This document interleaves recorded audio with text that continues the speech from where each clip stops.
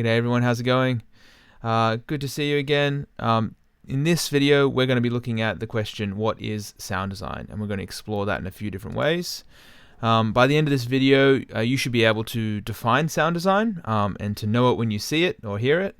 And you should be able to begin to think about where to locate sound designs, how to actually find them, because that'll be a necessary skill for assessment 1. All right, let's get into it.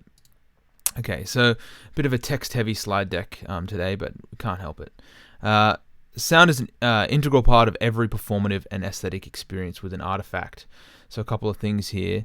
An artifact simply refers to a product or a designed thing. It could be an experience, it could be a song, it could be anything. It's just an output in the world, something that you can point to and describe, an artifact.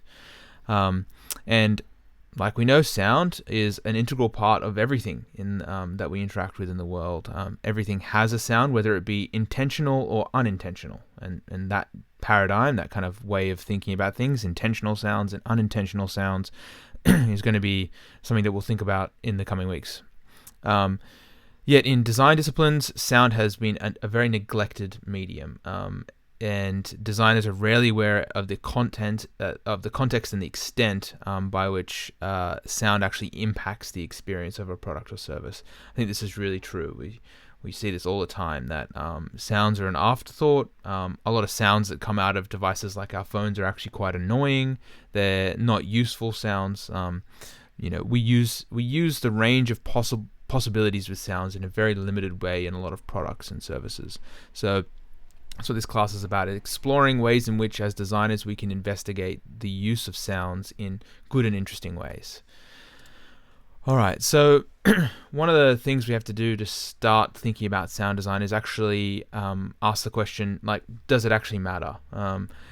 Do sounds actually really impact the experience of products? I know I've just asserted that, but can we find and locate proof that sound does actually impact the way that people experience the world? And can sound even, for example, modify people's behavior? I set myself a bit of a straw man there, because yes, it can.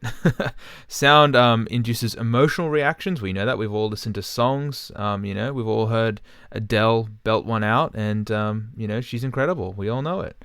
An emotional reaction is perceived by listening to that song, and that's the same with the physical properties of a sound design, or any auditory stimuli. But it's not good enough for us to just say that there's an emotional connection to sound. We actually have to go a little bit further to interrogate that, to begin to understand exactly how auditory perception functions. And that's what this quote's about. So sound designers need to be aware of the different capacities of physical, psychoacoustical, psychological dimensions of auditory displays for causing an emotional reaction in its perceiver, in order to succeed in designing effective auditory displays. So this is a quote from the area of knowledge called auditory displays, and it's a kind of an area of research which looks into how to actually display or communicate information using sound. And the term they're using there, auditory display, simply means the sounds that a product or service or an experience makes. So the point here is that sound designers really need to actually think carefully about how the different dimensions, whether they be psychoacoustical or physical properties of sound, will actually impact and change and modify people's experience of that product or service. Now, I've just said we can prove this. So how do we do that? So one really great study that I found looking at these kinds of proofs about how sound can actually impact the way that we perceive or work in the world, and is this study here, Effects of Emotional Valence and Arousal on Voice Perception. And a second one here, the psychoacoustical and psychological dimensions of emotional sound design. These two papers are really interesting to go and investigate if you're interested in following them up. They are in the reading list. So arousal and valence is a kind of a way of determining how excited someone is, and the reaction that they might have to something. And also a valence is about how pleasant something is. So Arousal is the intensity or the kind of how explosive the sound is emotionally, and valence is how pleasant that sound is. And what they were able to actually discover is this kind of broad categorization of pleasant to unpleasantness using valence, normative means of valence and arousal ratings. So what we can see here is at the top of valence and arousal, we see applause is the top, and a screaming woman is at the bottom. So no surprises here. Both those sounds fit very categorically into those buckets, unpleasant and pleasant. It's where we get to the edges of the cases between pleasant and neutral and unpleasant and neutral that we start to see these kind of ambiguities produced, and I think they're kind of fun to reason with. We can see that the sound of a cow is more pleasant than the sound of bees, for example. So cows are more pleasant sounding than bees. I could think we can reason around that to say that bees might be somewhat concerning, but to be honest, if I heard a cow where I live, I might also be concerned about it as well. So there's definitely more to just the sound being pleasant or not pleasant. Bees, I don't want to be near them, but if cows are here, I also don't want to be near them. So context really does matter. And that's what we begin to unpack when we start to think about questions like this. What about the sound and notification of an alert on your phone is distinct and different to the kind of sound or alert that exists in a medical device like a heart rate monitor?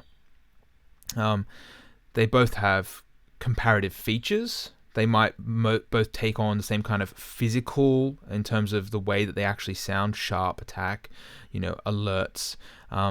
They might take on the same kind of physical characters. They might have almost the same psychoacoustical effect as well.